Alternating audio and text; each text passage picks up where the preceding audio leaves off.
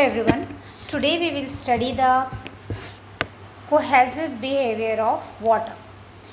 In the last lecture I told you that there are 4 emergent properties of water.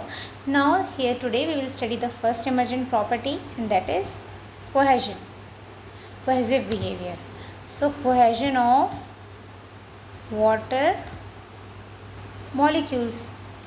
See, the molecules of water stay close to each other because of hydrogen bonding. And if I say what is the arrangement of molecules inside a water sample, it is continuously changing at any given moment. Many molecules of water are linked to each other by multiple hydrogen bonds. Clear? So these linkages are the ones that make water much more structured than any other liquid.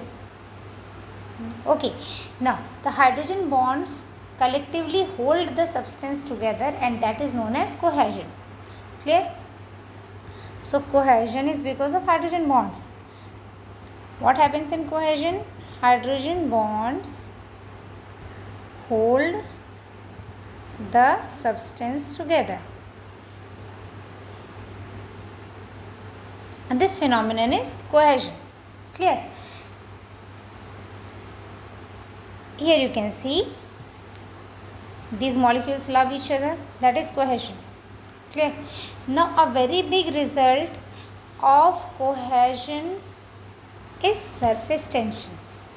Here you can see that what happens because of the hydrogen bonding. Clear?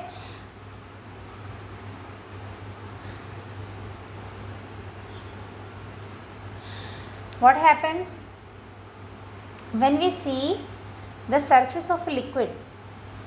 It is very difficult to break the surface or stretch it, and this high surface tension is because of the cohesion, and that is because of hydrogen bonding. When we see here, you can see lot of water molecules are there, and at the air water interface there is a very ordered arrangement of water molecules, you can see. Clear? And these are hydrogen bonded to each other and to the molecules below them. Clear? And to the molecules below them, but not to the air above it. So this asymmetry will give an unusually very high surface tension, and it will be like as if there is an invisible film that is being coated. You can see the spider here that can walk on the water. Clear? Without breaking its surface, and this is because of high surface tension of water, and that is because of the collective strength of hydrogen bonds. Okay. Even there are some plants that can float on water because of the high surface tension. Clear? For example, if I say duckweed, watermeal, they are very small plants, they are very tiny plants that float on water, and what helps? The surface tension of water. Then there is if I say photosynthesis makes food.